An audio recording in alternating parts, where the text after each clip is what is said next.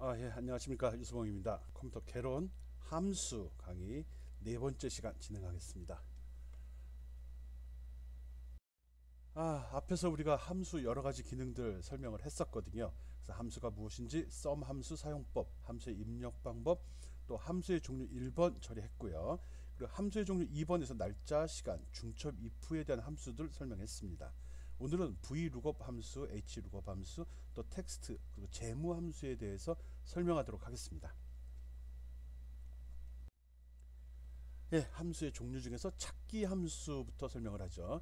목록이나 테이블에서 데이터를 찾고 추출하는 용도로 사용하는 함수를 찾기 함수라고 합니다. 어떤 목록에 기본적인 표, 기준이 있고 거기서 원하는 값을 찾은 다음에 원하는 키 값을 찾은 다음에 거기에 해당하는 값을 대입시켜서 계산하는 것들을 주로 처리합니다. 여기서 어디 갔냐, 형광펜. 예, 주로 뭐 연소득을 기준해서 세율을 찾는다든지 뭐 세 번째 열, 두 번째 행에서 데이터 찾아낸다든지 또 테이블에 있는 코드를 기준해서 키값을 기준으로 해서 설명, 가격, 할인율 등을 찾기 함수는 무엇을 찾을 것인지하고 어디에서 찾을 것인지 이 두 가지 정보가 있어야 됩니다.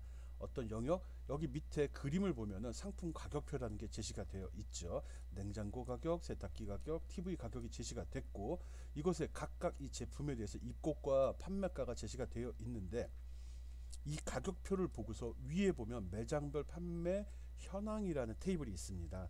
여기 판매 금액 부분 있죠. 여기 이제 금액, 판매 금액이 얼마인지를 계산을 하는 겁니다. 이때 이 판매 금액을 계산하기 위해서는 어떤 제품인지, 몇 대가 판매됐는지 이 두 데이터를 가지고서 판매 금액을 계산을 해줘야 되거든요. 근데 냉장고에 대한 판매 가격은 이 아래쪽 상품 가격표에 제시가 됩니다. 냉장고에 대한 판매 가격은 여기 보니까 210만 원이라고 표시가 되어 있네요. 210만 원을 갖다가 어떻게 해야 되죠? 여기에 있는 판매 수량에 곱해서 그 값이 여기 판매 금액에 입력이 돼야 됩니다. 그래서 무엇을 찾을 것인지 가격 키값은 여기 상품명에 있는 걸 대고 어디서 찾을 것인지는 상품 가격표에 들어있는 여기서 해당하는 제품을 찾고 제품 중에 어떤 가격 데이터인지를 찾아야 됩니다. 그래서 계산 영역에다 무엇을 찾을 것인지 해당하는 부분이 계산 영역이 되는 거고요. 어디에서 찾을 것인지가 데이터 영역이 되는 거죠. 이 그림에 나와 있네요. 요 계산 영역에 어떤 값을 집어넣기 위해서 여기에 있는 데이터 영역에서 원하는 정보를 추출해서 기존에 갖고 있는 데이터랑 계산시킬 결과를 집어넣어라. 뭐 그런 뜻이 되겠습니다. 예, 찾기 함수의 대표적인 것은 크게 봐서 두 가지가 있습니다. 첫 번째는 vlookup, 두 번째는 hlookup입니다.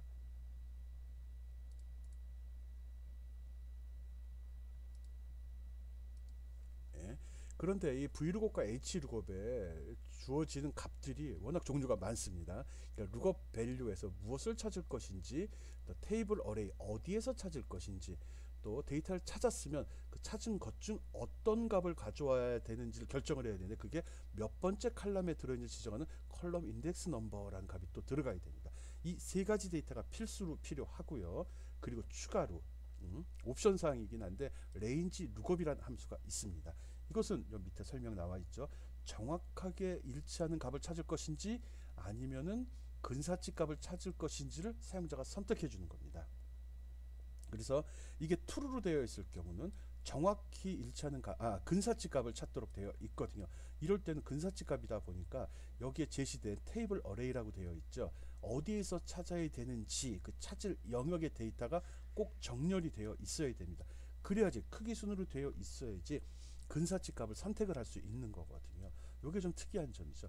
그리고 이거는 옵션 사항인데 생략하게 되면 무조건 true로 동작을 합니다. 즉 근사치 값을 반환해 주는 걸로 동작이 됩니다. 반면에 이걸 false라, 이 false는 꼭 사용자가 입력을 해줘야 됩니다. 여기 이렇게 여기다 false라고 입력한 경우는 정확히 일치하는 값만을 찾기 때문에 혹시라도 설정된 테이블에 즉 찾고자 하는 영역에 내가 찾고자 하는 값이 없으면 오류가 발생이 될 수 있습니다. 이런 점 주의 깊게 살펴봐야 됩니다. 다시 한번 설명하면 vlookup과 hlookup의 v는 vertical, h는 horizontal이라고 합니다. 내가 찾고자 하는 목록이 가로로 되어 있냐 세로로 되어 있냐에 따라서 이 명령어를 선택을 해야 되고요. 거기서 주어지는 값들은 첫 번째 lookup value, 내가 무슨 값을 찾을 것인지를 지정을 해 주어야 합니다. 이건 테이블 어레이에서 찾게 되는 거고요. 이 값이 이 테이블 어레이에 꼭 들어 있거나 아니면 근사치 값이라도 선택할 수 있도록 데이터가 제공이 돼야 됩니다. 그리고 기준이 되는 데이터가 되겠죠. 그걸 데이터 영역이라고 하는데 이 룩업 밸류를 어디 가서 찾을 거냐, 그 어디 가서에 해당되는 부분입니다. 그래서 이거는 영역으로 선택이 됩니다. 특정 범위가 지정이 되는 거고요. 일반적으로 이 테이블 안에 맨 왼쪽에다 키값을 지정을 해줘야 됩니다. 설정을 해놔야 됩니다. 키값이 가운데 있거나 오른쪽 끝에 있게 되면은 찾지 못한다는 이야기죠. 그래서 내가 찾고자 하는 룩업 밸류는 이 테이블 어레이의 맨 왼쪽 편에 배치되어 있어야 한다.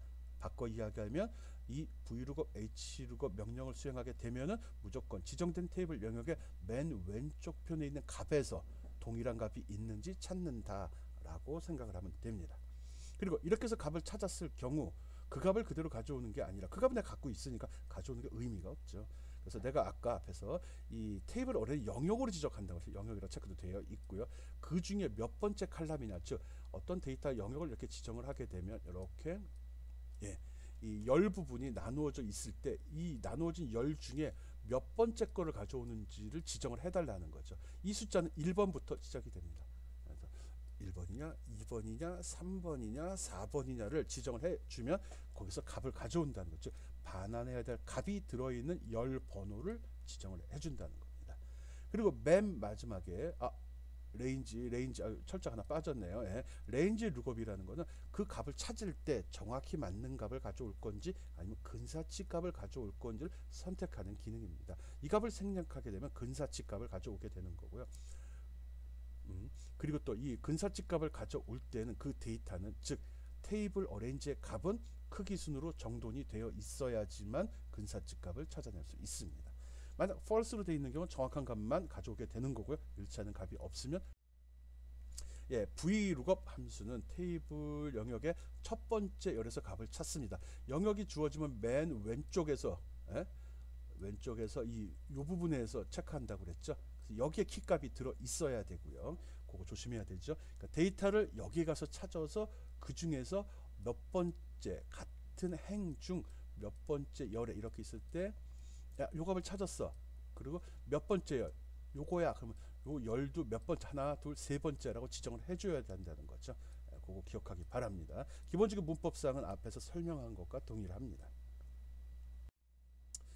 뭐 예를 들어서 학번을 이용해서 학과를 검색하고 싶어요. 학과명을 찾아내고 싶다. 이럴 때 이 vlookup 함수를 사용할 수 있습니다. 지금 보면 여기 학번이 주어져 있고요. 모든 학번에는 5번째 자리하고 6번째 자리가 학과를 의미하는 거거든요. 그래서 요 값만 잘 넣어다가 무슨 과인지를 구분할 수 있다는 거죠. 그런데 맨 마지막에 이게 여기 보니까 false로 지정이 되어 있네요. false로 지정이 되어 있는 건 정확히 일치하는 값만을 찾아오게 되는 거거든요. 이럴 경우는 이게 정렬이 되어 있지 않아도 사용이 가능합니다. 만약에 여기 false가 아니라 이게 생략이 됐거나 또는 true로 되어 있는 경우 이 밑에 있는 이 데이터는 정렬이 되어 있어야 됩니다. 정렬은 sort라고 하죠. 정렬이 되어 있어야 근사치를 찾을 수 있다고 앞에서 이야기를 했고요. 그런 사항 잘 기억하기 바랍니다. 지금 배운 vlookup 함수를 확실히 이야기해서 실습 예제 제시했습니다. 성적 처리 관련된 예제거든요. 이런 식으로 성적 데이터가 주어졌을 때 이 성적이 학점이 어떻게 되는지, 학점 영역은 오른쪽에 학점표라고 제시가 되어 있죠. 0점부터 59점까지는 F라고 하고 그다음 90점부터 100점 사이의 점수는 A라고 하자라고 이렇게 기준표가 제시되어 있으면 여기에 있는 이 점수를 이 표에서 뒤져서 어디에 해당하는지를 찾은 다음에 이 학점 데이터를 가져다가 여기 학점에 집어넣어 달라는 겁니다. 문제 설명은 vlookup 함수는 찾으려던 값과 같거나 작은 값 중에서 최대값을 발견할 때까지 정렬된 데이터 테이블을 세로로 검색한다 라고 되어 있고요. 검색한 후에 사용자가 명시한 열에서 지금 여기 같으면 여기 학점이 되겠죠. 그 값을 반환한다 라고 했습니다. 그래서 vlookup 함수를 이용해서 요 표를 작성하고 거기에 학점을 산출하는 그 vlookup 함수를 입력해주기 바랍니다. 이거는 파일이 제시될 수도 있고 안 될 수도 있다 보니까 이 그림을 보고 여러분이 파일을 작성을 하고요. 그 파일 이름은 성적 처리라고 해주기 바랍니다. 다음 거 한번 봅시다. 여러분이 고민할까봐 여기에 답을 일단 제시했습니다. 첫 번째 데이터에 대해서 어떻게 함수를 설정해야 되는지 지정을 했습니다. 예, vlookup 함수 셀에 집어넣는 거고요. 첫 번째는 찾고자 하는 데이터가 될 거고요. 그리고 어디에서 찾아야 되냐? 이거는 어떻게 지정을 해야 되죠? 여기 보면 달러 표시가 들어갔습니다. 이거는 절대 주소로 지정한 이유는 학생이 여러 명이 있는데 여기 하나 설정을 한 다음에 이걸 쭉 복사해서 사용을 하게 될 거잖아요. 그런데 이걸 상대 주소로 지정해서 복사했을 경우 그 주소가 어떻게 되는지 알죠? 내가 복사한 그 위치를 기준으로 설정된 주소 값들은 다 재조정이 돼 버리잖아요. 그래서 그걸 조심하라는 거죠. 그래서 이거를 절대값으로 지정을 해서 복사하더라도 이 영역에 대한 주소는 절대 변하지 않도록 설정을 해야 됩니다. 예, 그래서 모든 주소 앞에 달러 표시가 들어갔죠. 달러 표시가 들어간 건 아무리 복사해도 이 값이 변동되지 않는다는 거 꼭 기억하기 바라고요. 그리고 맨 끝에 true로 되어 있네요. true로 되어 있으니까 근사치가 나와도 불려간다는 거죠. 성적이라는 게 내가 뭐 70, 80, 90, 100으로 나눴는데 71점, 72점, 73점도 있을 수 있잖아요. 그거를 테이블에 다 100가지 경우를 다 기술할 수는 없기 때문에, 할 수는 있지만 번거롭기 때문에, 그래서 근사치만 나와도 가져가라, 그런 의미입니다. 혹시라도 이런 걸 입력하다가 어려움이 있을 경우 어떻게 하죠? 그 수식 입력창 왼쪽에 보면은 fx라는 게 있습니다. 거기다가 는 vlookup 가로 열고까지만 타이핑을 한 이후에 그리고 fx를 딱 누르게 되면 이 화면이 나와서 이렇게 편하게 입력할 수 있도록 가이드를 해 줍니다. 여기 보면 vlookup 밸류는 뭐냐, 테이블은 어디냐, 컬럼 인덱스 넘버는 얼마냐, 레인지 룩업은 뭐냐 라고 이렇게 표시가 되며, 이거를 입력하자마자 그 결과를 결과를 미리 확인해 볼 수 있도록 제시를 합니다. 잘못됐을 경우는 바로 이 오른쪽 편에 오류라고 체크가 되거든요. 그러니까 사용 중에 발생할 수 있는 오류들을 이 함수, 위자드 함수, 우리 위자드 다이얼로그라고 합시다. 위자드 창, 함수 인수를 설정하는 위자드 창에서 설정하면 바로바로 확인할 수 있습니다. 앞에 제시한 실습 예제도 이와 같은 방식으로 처리하면 됩니다. 이걸 참조해서 앞에 이번에 두 번째 hlookup 함수 설명하겠습니다. hlookup 함수는 그 내가 찾고자 하는 기준 테이블이 있었죠. 표. 이게 기준이 세로로 열거되어 있다는 겁니다. 키값이 세로, 여기 키값이 있고 데이터는 아래로 보면서 불러다 쓰겠다는 거거든요. 그러니까 데이터의 첫 행, 그러면 키는 여기, 찾고자 하는 값은 여기 들어 있어야겠죠. 첫 번째 행의 값이 있어야 되고 그 테이블에 다른 행, 내가 불러가는 반환하는 값들은 여기에 들어 있어요. 이걸 가져가겠다는 겁니다. 여기 h는 호리존탈이라고 수평선을 의미합니다. 가로로 데이터가 배치되어 있다는 거죠. 예, 한번 예를 들어서 살펴보겠습니다. 바로 실습을 하라고 제시했네요. 왜? 앞에 vlookup으로 설명한 것과 아무런 차이가 없습니다. 단지 차이가 있다 그러면 이게 키가, 테이블이 이렇게 세로로 되어 있다는 것밖에 없습니다. 예, 같은 방식으로 하고요. 설정되는 인수값도 다 동일합니다. 단지 사용되는 함수만 hlookup이라는 함수명을 사용하면 됩니다. 일반적으로 hlookup함수는 차려는 값, 데이터 영역, 행 번호, 이 세 가지 인수를 사용을 하고요. 데이터 영역에서 정확히 일치하는 값이 있을 경우만 행 번호를 반환하도록, 조건이 있네. 키 값이 정확히 일치하는 경우만 불러오라고 그랬어요. 그러면 어떻게 해야 되죠? 맨 마지막 옵션에 false로 지정을 해야 된다는 소리네. 근사치 쓸 수 없다는 거네요. 성적 처리할 때야 근사치가 되지만 어떤 물건 값, 단가를, 가격을 불러올 때는 근처에 있는 값을 가져가면 완전 다른 제품이 되어버리죠. 그렇기 때문에 이 경우에는 hlookup의 맨 마지막 네 번째 인수의 옵션을 false로 지정을 해서 꼭 정확히 일치하는 것만 갖다 불러다 써야 됩니다. 이렇게 false를 쓸 경우는 값은 정렬되어 있을 필요는 없겠죠. 이미 알고 있을 거라 생각하고요. 밑에 제시된 이 표를 작성을 하고 여기 판매 금액을 hlookup 함수를 이용해서 이렇게 불러다 계산을 시켜야 됩니다. hlookup 함수만 덜렁 불러오면 안 되죠. 가격만 불러오는 게 아니죠.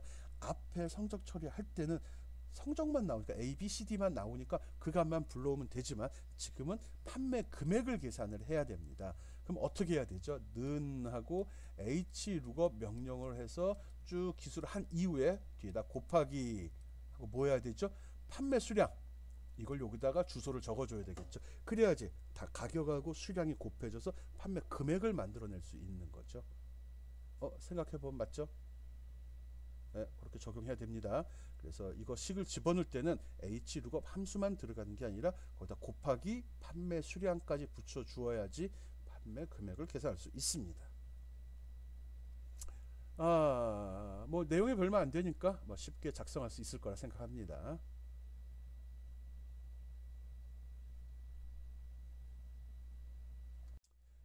또 기다리고 있었을 거라 생각을 하면서 답을 알려주겠습니다.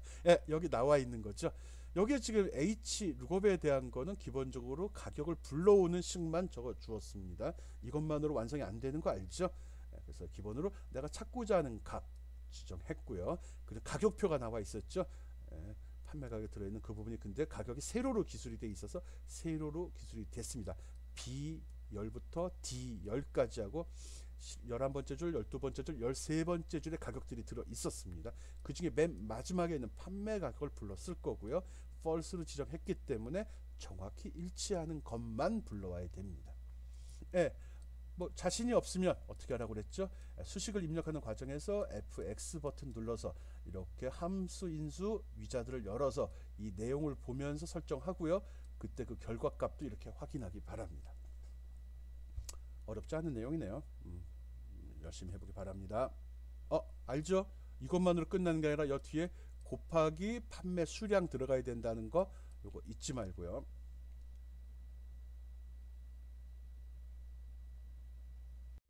요번에는 참조 함수 한번 살펴보겠습니다. 함수가 워낙 많거든요.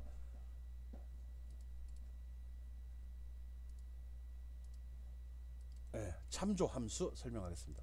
참조 함수는 셀, 행, 열, 범위 등을 참조하는 함수입니다. 그러니까 여기 어떤 주소값이 들어있고 그 주소에 따라서 그 값을 불러오는 함수죠.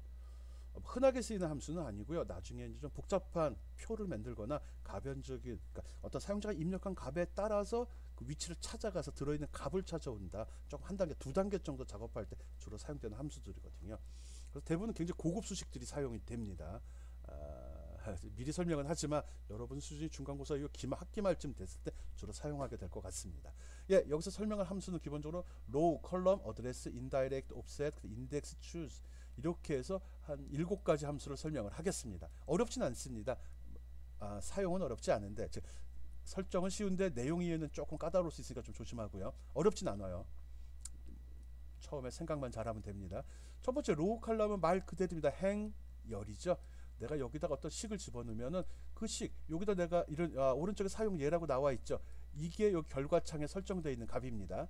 row하고 괄호 속에 아무 값도 들어있지 않습니다. 그러면 현재 내 위치를 확인해 줍니다. 현재 내가 있는 곳의 줄 번호가 어떻게 되느냐라는 말이 되겠죠. 여기는 지금 여기 보면 두 번째 줄에 C10에 지금 들어있죠. 그래서 2라고 표시가 됩니다. 두 번째 줄에 있습니다가 되는 거죠. 컬럼 두 번째 거에는 컬럼이라는 함수를 설정을 했습니다. 이 경우도 2라고 나왔어요. 2가 아니라 B열에 있었는데 여기는 구분하려고 알파벳을 쓴 것 뿐이고 순서로는 두 번째 칸이 되는 거죠. 그래서 그 숫자가 여기 표시된 겁니다. 이게 B가 되는 거죠. A, B, C 순서대로 되어 있으니까요. 어드레스는 주소인데 주로 이건 절대 주소를 지정을 합니다. 별거 아니에요. 사용하는 거 나중에 어떻게 응용하냐는 좀 까다로울 수 있지만 설정은 쉽습니다. 여기에 는 해갖고 수식 모드로 빠진 다음에 어드레스라는 함수를 쓰고 괄호 속에다가 숫자 2개를 입력을 합니다. 첫 번째 값의 행이 됩니다. 줄번호 즉 로우 값이 되고요. 그리고 이 뒤에 있는 두 번째 값이 컬럼 열 번호가 됩니다. 우리가 주소를 지정할 때는 열 행으로 지정을 하는데 알파벳 먼저 하잖아요. 그런데 사용할 때는 행열로 되어 있습니다. 뭐 옛날부터 쓰니까 그렇게 쓴 것 같아요. 그 차이가 있다는 거 꼭 기억하고 써야 됩니다. 그래서 어드레스 3, 2 그러면 세 번째 줄에 두 번째 칸 그러면 어떻게 되죠? 두 번째가 A, B, 두 번째 B, 세 번째가 3, 그 B3이 되겠죠. 그 값이 여기 달러 표시해서 달러 B3이라고 지정이 됩니다. 절대 주소로 지정된다는 거 기억해야 됩니다.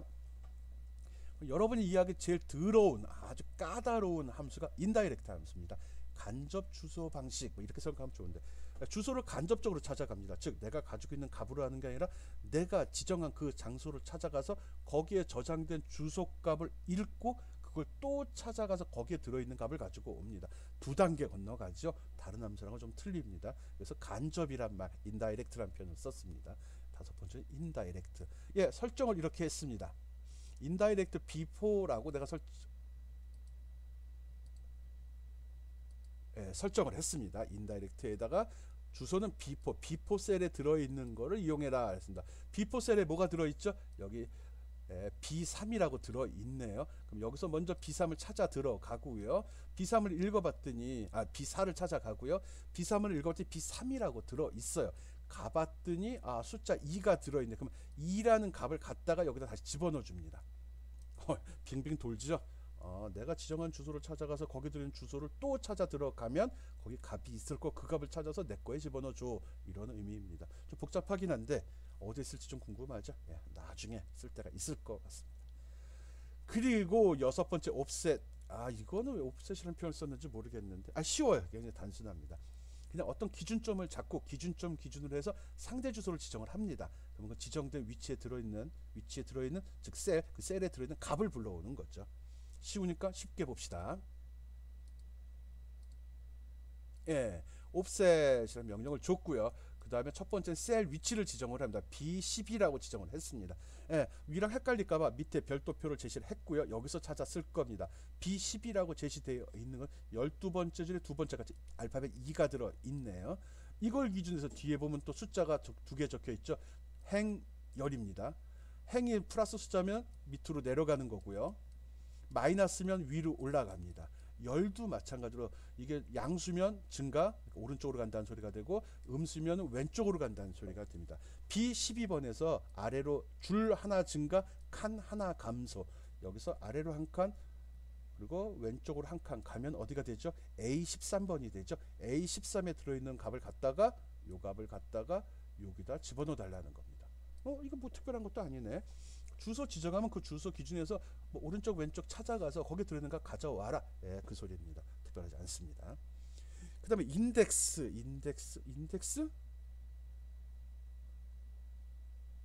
이걸 왜 이렇게 썼을까? 여기 함수가 좀 잘못 들어간 것 같아 가지고요. 잘못 들어갔습니다. 이 값이 결과가 나온 것 같아요. 결과가. 여기도 답이 틀렸네.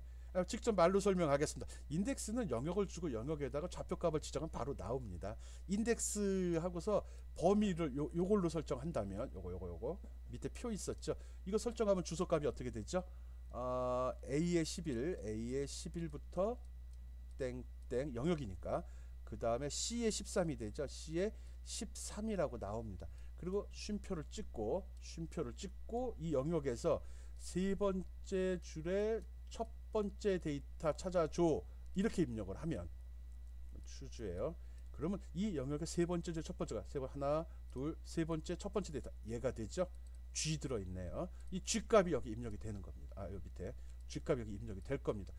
내가 여기 자료는 잘못됐지만 여러분은 한번 직접 테스팅해 보기 바랍니다. 추주라는 게 있습니다. 이게 제일 쉬운 거지 뭐. 이거 많아 보이는데 특별한 건 없고요. 앞에 는 추주 하고서 첫 번째 특정한 셀 주소가 나옵니다. 이 셀 주소에 들어있는 값이 무엇이냐에 따라서, 그것이 무엇이냐에 따라서 1이면 그 뒤에 바로 나오죠.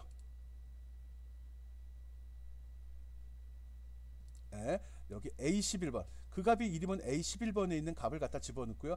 B2에 들어있는 값이 B9에 들어있는 값이 추주 다음에 첫 번째 셀 주소를 지정한 여기에 들어있는 값이 2면 두 번째 지정한 B11에 있는 값을 가져옵니다. 그 값이 3이면 세 번째 값, 4면은 네 번째, 100이면 100번째 값을 가져오죠. 많은 경우는 쓰지 않겠죠. 그래서 보기라고 생각하면 되겠네. 1번 가져와 2번 가져와 할 때 쓰는 거죠. 물론 셀 주소에 숫자를 직접 집어넣어도 됩니다. 어디서 어떤 선택하는 기능을 수행을 하는구나, 이렇게 생각하면 됩니다. 여기 인덱스 기능은 여러분이 한번 연습해 보기 바라고요. 여기 있는 그대로 씁니다. 지금 참조함수 설명하고 있습니다. 주로 특정한 위치를 지정하는 거죠. 즉 참조란 말 했잖아요. 어디를 기준으로 가져갈 건지 주소를 주면 그 주소 지정한 주소로 가.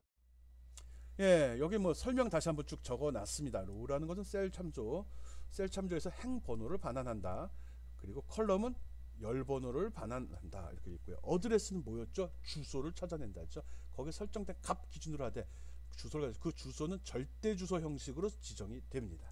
인다이렉트는 간접 주소 방식이라고 했죠. 내가 어떤 주소를 지정하면 거기를 찾아 들어가고 거기 들은 주소를 또 찾아서 또 간 다음에 이 두 번째 지정한 이곳에 들어있는 값을 갖다 여기다 집어넣어 준다는 거예요.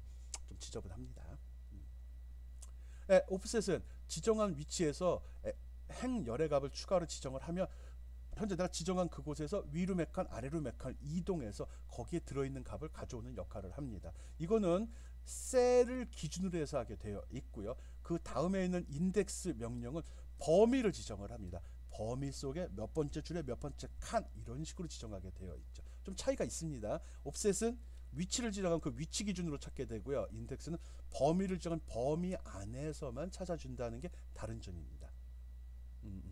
말이 더 어려워. 무슨 교차하는 셀 신경 쓸 필요 없습니다. 위치 추즈는 선택한다는 거죠. 그래서 첫 번째 요 값 여기 3이라고 적어놨네요.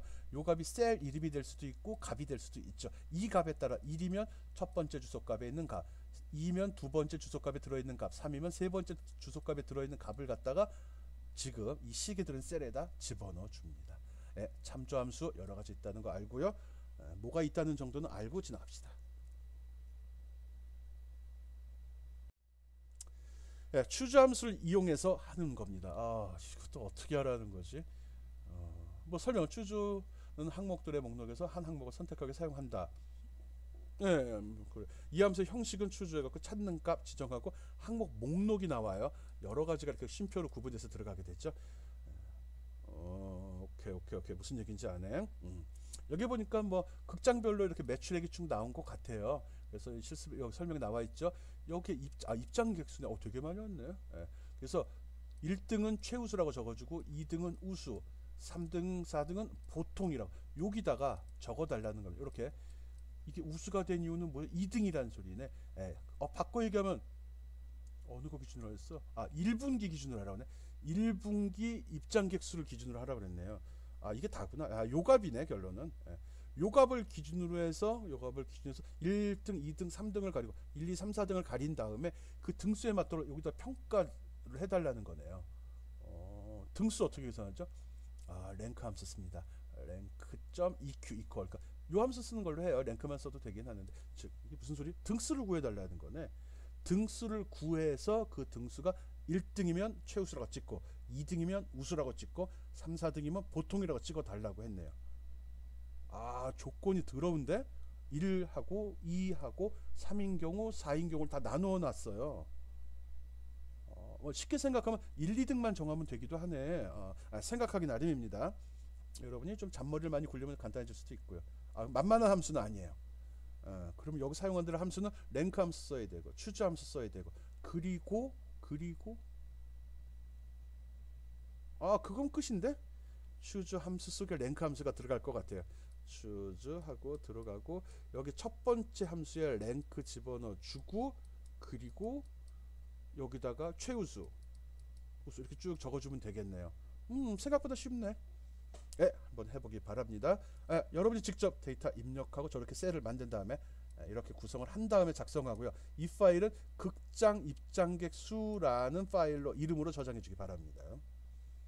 괜찮아요. 할 수 있어요. 여러분이 혹시 모를까봐 또 이렇게 정답, 솔루션이죠. 해결 방법을 제시했습니다. 여러분이 이걸 하기 위해서는 이 함수를 잘 이해를 해야겠죠. 아까 설명한 것과 마찬가지로 추저 함수 속에 랭크라는 함수가 들어갑니다. 그래서 제일 먼저 얘가 수행이 되는 거죠. 먼저 등수를 구해내고 등수 구하는 요령은 앞에 한번 설명했던 것 같은데 잘 찾아서 보기 바랍니다. 내 실적 그리고 참고가 되는 부분, 이 영역에서 내가 몇 등인지를 찾아내는 거죠. 그럼 등수값이 딱 나오고 그게 1이면 최우수, 2면 우수, 3이면 보통, 4면 보통이 들어갑니다. 뭐 자신이 없으면 이렇게 위자드 열어가지고 값을 하나하나 입력하면서 진짜 그 결과가 나오는지 여기 나오죠. 확인하면서 해도 좋겠네요. 생각보다 쉽네요. 어려울 줄 알았는데 이거 참조해서 해결하기 바랍니다. 요번엔 텍스트 함수 한번 살펴보겠습니다. 텍스트 함수는 문자열이죠. 어떤 문자가 들어있는 것을 제어하는 함수들입니다. 여러 가지가 있네요. 어려운 내용 아닙니다. 이 용어는 좀 낯설겠지만 concatenate, 문자는 특별히 조작할 게 거의 없어요. 그 중에 엑셀 함수가 제일 복잡한 겁니다. 그리고 여기 사용되는 이 함수들은 굉장히 좋은 함수거든요. 다른 곳에서도 일부 이용이 되기 때문에 이 이름도 거의 동일합니다. concatenate는 체결, 서로 연결시킨다는 의미입니다. 함수명이 너무 긴 건 우리는 안 쓰죠. 안 쓰는 게 낫죠. 오케이. 이것 대신에 뭐가 좋죠? 맨 밑에 보면 앰퍼센트 표시 있죠? 이거랑 똑같은 기능을 수행을 합니다. 둘 다 제시가 되고 있어요. 근데 이거 컨캐트네이트는 이렇게 씁니다. 컨캐트네이트 하고서 가로 속에다가 셀 이름 또는 문자열, 숫자 이렇게 막 적어줄 수 있습니다. 그러면 이거를 하나의 문자열로 만들어서 쫙 처리해 줍니다. 뒤에 샘플이 있으니까 그때 보도록 하고요. 레프트는 왼쪽부터 글씨를 해야 됩니다. 어떤 문자열이 있을 때 왼쪽부터 특별 지정된 숫자막의 글자를 잘라서 표현을 해줍니다. 왼쪽. 그럼 라이트도 있겠죠? 있습니다. 그럼 센터는 없습니다. 센터에 해당하는 명령이 가운데부터 기준은 애매하거든요. 그러다 보니까 위치를 지정하게 합니다. 여기 mid라는 mid라는 이런 함수가 이거는 위치를 지정합니다. 몇 번째 자리부터 몇 글자로 지정을 할 수 있습니다. 레프트는 무조건 왼쪽부터만 뒤지거든요. mid 쓰게 되면 그 특정 셀의 몇 번째 글자부터 몇 개를 가져와 이렇게 잘라서 가져갈 수 있다는 거죠. 라이트 함수 있는데 여기는 없습니다. 랭스는 문자열의 길이를 반환합니다. 여기 몇 글자가 들어있어. 조심해야 될 거는 빈칸도 글자로 계산된다는 거. 빈칸 화면에 표시는 되지 않지만 빈칸도 스페이스를 눌러서 집어넣는 거죠. 그래서 글자 수로 계산이 됩니다. 그리고 밑에 있는 이 두 가지 함수가 조금 까다로운 함수고 전문적인 함수인데 뭐 생각하기 나름이죠. 리프레이스 대체한다는 거죠. 문자열 속에 특정한 글자만 바꿔치기 작업을 합니다. 바꿔치기 작업. 그런데 자세히 보니까 위치를 지정하게 되어 있네. 리프레이스 A4라는 셀을 지정을 했고 거기 1번부터 세 글자. mid랑 비슷하네. 그거를 골뱅이 즉 S사인으로 바꿔라 라고 이렇게 주네요. 우리 개인정보 보호 차원에서 하다 보면 그런 거 있죠. 사람 이름의 가운데 자를 별표로 한다든지 주민등록 번호가 나오면 뒷자리를 별표로 처리하는 경우 있죠. 그럴 때 쓰면 되겠네. 그럴 때 리프레이스 함수를 쓰면 됩니다. 오케이. substitute가 되겠네. 이거는 대체한다는 소리죠. 아까는 단순히 골뱅이로만 싹 바꿔놨죠. 이거는 말을 바꿔치기 하는 겁니다. 바꾸기 기능이에요. 바꾸기 기능. 그래서 이거는 하고서 뒤에 셀 이름 주고 원래 있는 오리지널은 판매였는데 이걸 비용으로 바꿔라 이렇게 하면은 요 지정된 셀 내 판매라는 글씨는 모두 비용으로 교체가 돼 버립니다. 교체를 돌릴 수는 없죠. 원본 셀이 있으니까 자기 자신한테 한 건 아니죠. 원본 셀이 있으니까 함수 내용만 바꾸면 또 다른 결과를 만들어낼 수도 있겠네요. 실제 사용된 예 한번 살펴보겠습니다. 뭐 간단하게 엑셀 화면만 제시했습니다. 여기 결과 표시됐고요. 그 각 셀에 들어있는 식은 이렇게 사용 예로 표현을 해놨습니다. 여기서 사용되는 데이터, 즉 문자는 텍스트는 밑에 텍스트 1, 텍스트 2로 구분을 해놨죠. 안양과 시티라는 두 개의 영어 단어를 갖고 해보겠습니다. 여러분은 나중에 한글이 궁금해지면 한글 넣고도 한번 해보길 바랍니다. 컨캐트네이트 해갖고 B11번이 텍스트 1이 되고 B12번이 요거에 주소 찾아가면 되죠. 여기 B11, 12 지정했죠. 두 글씨를 합쳐라. 그렇죠. 이렇게 합쳐버렸네. 안양시티. 근데 띄어쓰기를 하질 않네요. 띄어쓰기 하려고 그러면 어떡하죠? B11과 B12 사이에 콤마 찍고 따옴표 한 칸 띄고 따옴표 해주면 띄어서 찍을 것 같으네요. 레프트 함수 보겠습니다. 왼쪽부터 잘라가는 거죠. 레프트 함수 단순합니다. 어떤 셀에 들어있는 글자 중 왼쪽에서부터 지정된 숫자만큼 잘라와라. 지금 B11번에 안양이라는 글씨가 들어있거든요. 거기서 세 글자, 왼쪽부터 세 글자가 ANY가 되겠죠. 여기 표시됐습니다. 랭스는 문자의 길이를 표시하는 겁니다. 문자의 길이, 랭스하고 셀 지정하면 거기다 글자 수, 안양 알파벳 개수로 6개 들어있습니다. 체크돼 있죠.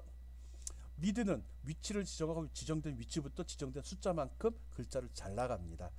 여기 보면 B11번 지정된 안양이네. 그 세 번째 글자부터 두 개.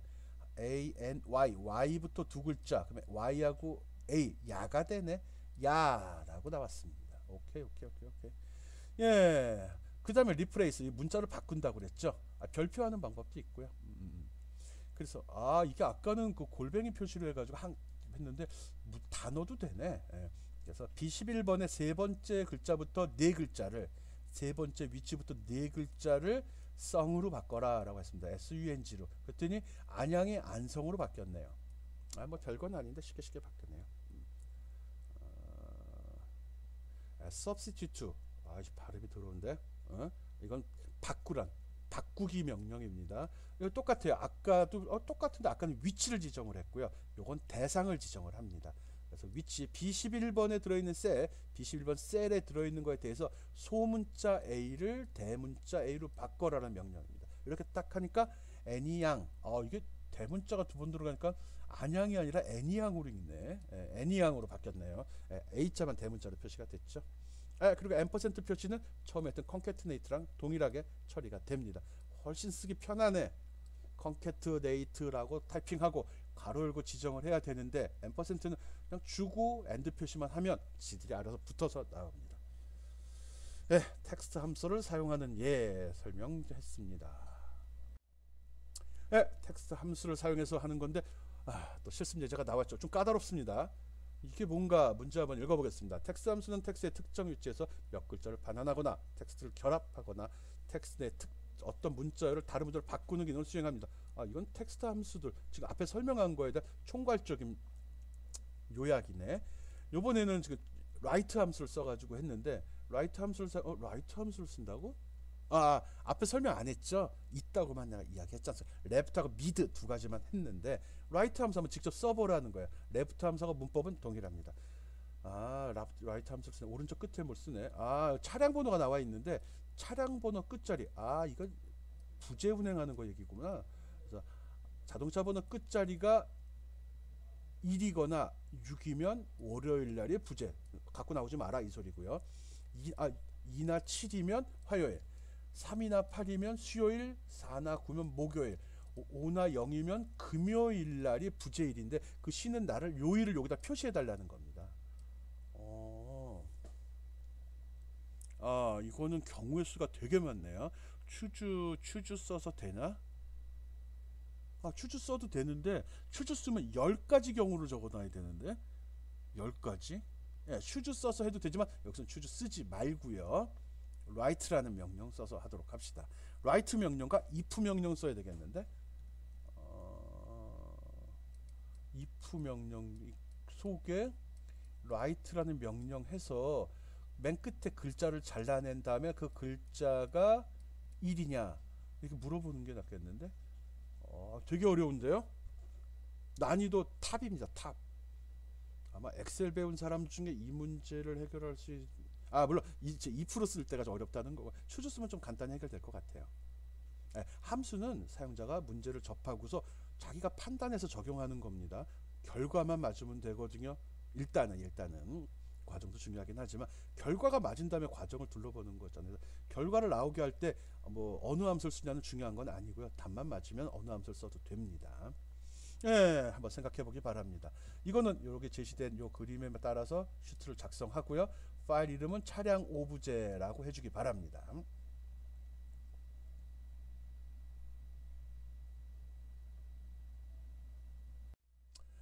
여러분이 걱정이 돼가지고 샘플 제시합니다. 솔루션 제시합니다. 해결 방법 이런 식으로 if, write 함수 쓰라고 했기 때문에 write 함수 쓰는 거 여기 설명 안 한 그 함수 또 하나 들어요. 모드라는 함수가 이거 했나 우리?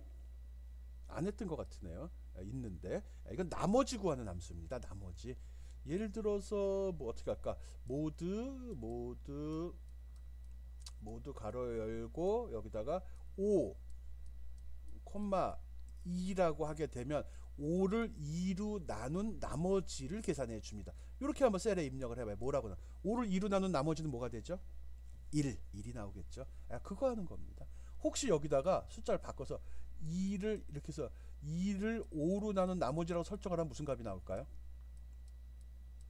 산수. 뭐가 나오죠? 2가 나오죠. 기본적인 수학 산수는 할 줄 알아야 됩니다.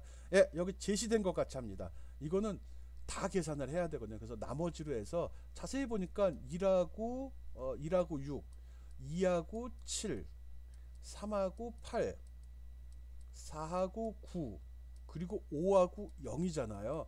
공통점을 얼른 찾아야 되죠. 5로 나눠서 나머지가 같은 숫자들이죠.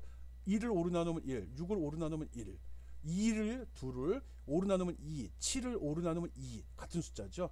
3하고 8도 3을 5로 나누면 3, 8을 5로 나누면 3이 되죠. 그 원리를 이용한 겁니다. 이게 더 어려운 방식이긴 한데 요거 넣어서 한번 확인해 보기 바랍니다. 나중에 혹시라도 컴퓨터 활용 자격 시험을 보게 되면 이런 식으로 문제가 나오거든요. 어떤 함수를 사용해라라고 함수를 지정하는 경우가 많이 나옵니다. 그럴 땐 이거에 따라서 해줘야 되는 거죠. 까다로운 함수예요. 예, 혹시 이거에 자신이 없으면 여기 보이는 것 같이 위자드 열어서 값을 설정하면서 결과를 한번 확인해 보기 바랍니다. 아니면 직접 해서 에러 나면 다시 또 수정하면 되는데, 그렇게 자신이 없을 때는 위자드 쓰는 게 아주 좋은 방법입니다. 결과도 그 자리에서 바로 확인할 수 있거든요. 그리고 내가 어떤 범위를 지정했을 경우 그거에 해당하는 것들이 이렇게 값이 나와요. 그러니까 설정할 때 그 값이 뭔지 우리는 직접 워크시트에다 입력을 하면 그 테두리로서 칼라링이 되긴 되는데, 그보다 더 명확하게 그 값을 보여주기 때문에 훨씬 더 좋다는 거죠. 이 방법도 꼭 확인해 보기 바랍니다. 좀 난이도가 있어요. 또 그 다음에 함수의 종류. 저 재무함수 지금 설명하려고 합니다. 재무함수는 학생들 같은 경우는 아직 사회 경험이 적어서 잘 이해를 못하는 경우가 많습니다. PMT 함수라고도 하는데, 페이먼트 약자라고 뭐 그러더라고요. 밑에 적어놨구나. 엑셀 함수의 PMT는 페이먼트를 줄여서 쓴 것으로 대출을 받고 난 후 대출금 상환을 할 때 매달 상환할 금액을 계산하거나 또 일정 기간 동안 목표금을 모아서 적금, 원리금 상환하는 경우하고, 또 내가 돈을 모을 때 매달 얼마씩 저축해야 되는지를 계산하는 용도로 주로 사용된다라고 이야기하네요. PMT 함수. 근데 용어가 낯설어 가지고요. PMT 함수에 들어가는 값들은 PMT, 레이트, 앰퍼, PV, FV, 타입 이렇게 돼 있어요. 이거 뭐야? 무슨 말 같아요? 레이트는 지금 보니까 어떤 금액에 대해서 이자율 얘기가 나왔죠. 첫 번째는 이자율입니다. 레이트는. 그리고 앰퍼 몰퍼.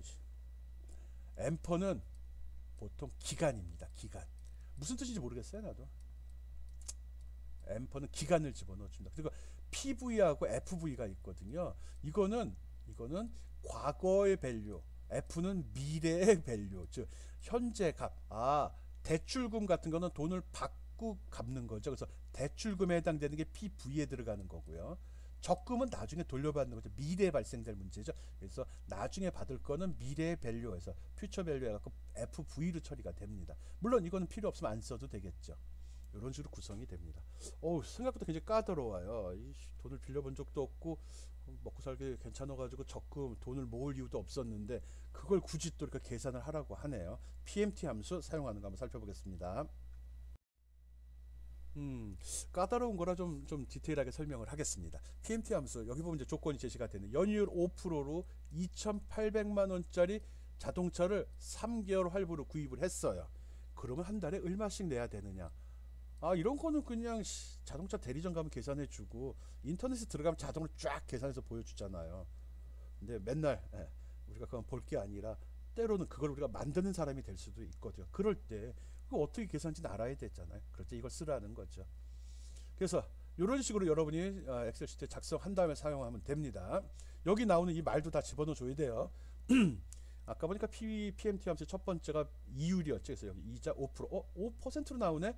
앞에 아직 설명을 하지 않았는데 집어넣고 0.05가 됩니다. 0.05. 아니면 이걸 셀 서식으로 퍼센테이지로 바꾼 다음에 숫자 5를 집어넣어도 되고요. 어쨌든 5%입니다. 그냥 집어넣을 거면 0.05라고 집어넣어주면 됩니다. 퍼센트가 표시되면 안 됩니다. 0.5로 넣었을 때는. 그리고 활부 기간은 3년이죠. 3년은 몇 개월이죠? 36개월이죠. 36개월이 여기 표시가 들어간 겁니다. 그리고 자동차 값이 얼마죠? 2,800만 원. 적지 않은 돈이네요. 이 값이 여기 들어갑니다. 원금이 2,800만 원이야. 2,800만 원을 3년 동안 나누어서 갚고 싶어. 근데 연리 5%의 이자를 내라고 그래. 이런 경우지. 그러면 한 달에 얼마를 내야 될까라는 말이죠. 여기 PMT 함수 설정하는 게 나왔습니다. 아이고 색깔이 틀리네. 색깔이 틀려서 잠깐 갔다 왔습니다. 설정 이렇게 해주면 됩니다. PMT 하고 설정을 했죠. 첫 번째 이자율. 이자율을 왜 12로 나눴을까요? 왜 나누지? 우리가 보통 5%라 그러면 이 말은 잘 봐야 돼요. 연 이자가 5%였잖아요. 그리고 내가 지금 계산한 거 월이죠. 월. 그러니까 연리를 12로 나눠야지 한 달에 납부할 이자가 되는 거죠. 12로 나눈 이유는 연리를 원리로 나눠준 겁니다. 월 몇 프로인지. 그래서 나누기 12. 이자율이 들어갔어요. 월 몇 프로 다 집어 넣고요. 두 번째는 활부기가 앰퍼라고 그랬었잖아요. 활부 기간은 얼마였죠? 활부 기간도 3년이면 36으로 넣었어요. 이것도 월로 했구나. 월 단위로 상하니까 이자율을 월로 집어넣을 거면 월로 하는 거고, 여기 PMT 함수에 집어넣는 거 얘기하는 겁니다. 여기 이자율을 연으로 집어넣을 거면 기간도 연 단위로 집어넣는 게 맞는 겁니다. 즉 앞에 집어넣은 이자율과 기간은 일치돼야 됩니다. 이자율이 연 단위인지 월 단위인지 일 단위인지, 일 단위면 일수가 되네. 오케이. 그렇게 집어넣어주면 되고요. 그리고 세 번째 데이터가 원금 얼마인데 그렇게 되느냐. 그래서 활부 원금이 세 번째 들어가는 2,800만 원을 5%로 빌렸을 때, 이제 2,800원짜리 차를 샀는데 이거 3년간 갚고 싶어. 연리 5%로. 그럼 월 얼마씩 계산이 될까라고 계산을 시키면 이런 식으로 쭉 PMT B1 나누기 12 그리고 B2 그리고 B3 적어주면 계산이 돼서 83만 9,185원이라고 표시가 됩니다. 빨간색으로 나왔네요. 이런 식으로 해서 계산하는 겁니다. 월 활부금 계산하는 거 지금 설명하고 있습니다. 월 활부금. 적금은 설명을 해주지 않고 있습니다. 똑같은 방식으로 하되, 세 번째가 아까 대출금이었죠. 세 번째 0으로 놓고 네 번째 값을 집어넣으면 적금이 되는 겁니다. 지금 문제 제시합니다. PMT 함수를 이용한 실습 예제. PMT 함수는 정기적으로 지불하고 일정한 이율로 적용되는 대출금 상한에 적용할 때 사용한다 라고 되어 있고요. 세 번째 인수 PV와 네 번째 인수 FV는 선택적으로 입력하는데, 대출금일 경우는 PV에 집어넣는다고 그랬죠. 적금일 땐 FV에 집어넣고요. 네 번째다. 밑에 제시되어 있는 것 같죠. 이렇게 앞에서 했던 겁니다. 거의 유사한 거죠. 요거는 좀 비싸게 1억 5천만 원짜리를 20개월 20년으로 봅시다. 20년 이거를 3.8% 연리 3.8%로 했을 때 월 상환액이 얼마인지 계산해 달라는 겁니다. 이 금액이 나오도록 여러분이 값을 설정해 주기 바랍니다. 1억 5천 20개월인데 월이니까 연리도 나누기 12 해야 되고, 그리고 상환 기간도 이것도 나눠야죠. 20번이 아니라 20니까 240번 해야 되네. 곱하기 12 해줘요. 여기 12 곱하기 여기 들어가야 되죠. 연이니까 1년은 12개월이잖아. 그러니까 곱해야죠. 개월수로 늘려야지. 다달이 내니까 1년에 12번 내는 게 되죠. 그래서 곱하기 12 한 겁니다. 그렇게 해주기 바랍니다. 그리고 오른쪽에는 이제 요거 작업할 때는 재무 함수란 파일을 만들어 저장할 때 재무 함수를 해주는데, 이 두 예를 같은 내용이잖아요. 그래서 밑에 슈트를 각각 나누어서 해주기 바랍니다. 첫 번째 대출금은 슈트 1에, 그리고 목돈 마련은 슈트 2에다 집어넣어 주기 바랍니다. 같은 PMT 함수 사용법이니까. 얘는 까다로운데, 5천만 원 모으려면 3년 동안 은행금리가 3%라면 3년에 걸쳐 5천만 원을 모으려면 한 달에 132만 7,098원을 저금을 해야 되네. 130만 원 벌기도 벅차고 쓸 때는 별거 아니었는데 모으려다 보니까 험하네. 5천만 원 모으기 진짜 힘드네. 그리고 계산은 PMT 함수 사용법 꼭 실습을 통해서 익히기 바랍니다. 여러분 힘들까봐 역시 또 제시했습니다. 슈트 1에 들어가는 대출금 관련된 수식은 이렇게 설정하고 내용 한번 확인해 보기 바랍니다. 여기 연리로 됐기 때문에 월로 구분을 했죠. 그리고 아까 설명했듯이 상환 개수는 20년으로 되어 있는 거 곱하기 12에서 240개월로 환산을 시켜 주어야 됩니다. 그리고 대출금이었었기 때문에 PV 과거의 가치에다가 값을 설정해 주어야 됩니다. 요거 조심하고요. 이거 확인하려고 이 예제 낸 거거든요. 두 번째는 적금이었죠. 적금은 미래 돈을 내가 나중에 받는 거죠. 동일한 방식으로 합니다. 이거 3년간 하기로 했나? 아마 그랬죠. 연리가 3점 몇 프로 했고요. 값 앞에 동일하게 설정하고요. 중요한 거 PV 값을 설정하지 않습니다. 0이라고 집어넣어 줘야 됩니다. 틀렸네. 요식 틀렸다고요. 여기에 콤마 하나 더 삽입이 됐어야 돼요. 0인 경우는 0이라고 쓰고 콤마를 해도 되고, 아무것도 안 쓰고 콤마만 집어넣어도 빈칸을 놔둬도 그냥 0으로 처리가 됩니다. 실수. 그리고 FV 여기에다가 내가 나중에 적금으로 돌려받을 금액을 적게 되면 5천만 원. 그러면 여기서 월 불이백을 만들어 줍니다. 132만 7,098원. 아이고 쩐 단위도 있네. 37천 들어가네. 네, 이렇게 설정하는 거 꼭 여러분이 집어넣고 계산하고, 더 중요한 거 지금 이 PMT 함수 같은 경우는 각 값의 의미도 여러분이 좀 생각을 좀 해봐야 됩니다. 이게 사회생활 하는 거예요? 미리 알아두면 좋아요. 돈 버는 일이잖아. 돈 절약하는 일이잖아요. 꼭 살펴보기 바라고요. 값의 의미도 생각해 보기 바랍니다. 오늘 좀 어려운 내용이 좀 많이 들어갔습니다. 자주 사용되지 않는 것들이긴 한데, 여기서 꼭 알아야 된다고 하면은 VLOOKUP 함수하고 choose 함수, HLOOKUP 포함해서 이거는 꼭 알아야 되는 함수들입니다. HLOOKUP. 이거는 나중에 쓸 거거든요. 시험 볼 때 쓸 겁니다. 그리고 텍스트 함수는 알면 좋습니다. 알면은 보다 이쁘게 꾸밀 수 있거든요. 그리고 PMT 함수는 되게 까다로워요. 나도 이거 솔직히 강의하려고 준비하지 전에 써본 적이 그냥 수식을 직접 집어넣고 계산합니다.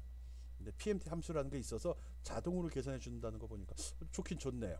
하여간 오늘 학습한 내용들 잘 살펴보고 이해할 수 있도록, 그리고 함수는 다 외우는 건 아닙니다. 그냥 어떤 함수가 있는데 이거 뭐였더라? 룩업인데 H룩업인가? V 요 정도까지만 기억하면 됩니다. 예제가 이게 일일 때 뭐 일일 때 그 보기가 해서 골라내는 방식이 뭐지? choose. 오케이. 이거 하면은 뭐 최우수 우수 됐지. 그리고 우리 뭐 있었죠? 성적 평가할 때 어떻게 쓰면 되죠? 맞아. V룩업 썼나? V룩업 써갖고 이렇게 그 성적 범위 지정하면 자동으로 계산됐지. 그 정도만 기억해 주면 되죠. 그런 함수가 있다는 사실 알기만 하면 되는 겁니다. 필요할 때 도움말 써서 찾아내면 되니까요. 수고하셨습니다. 오늘 강의 여기서 마치겠습니다.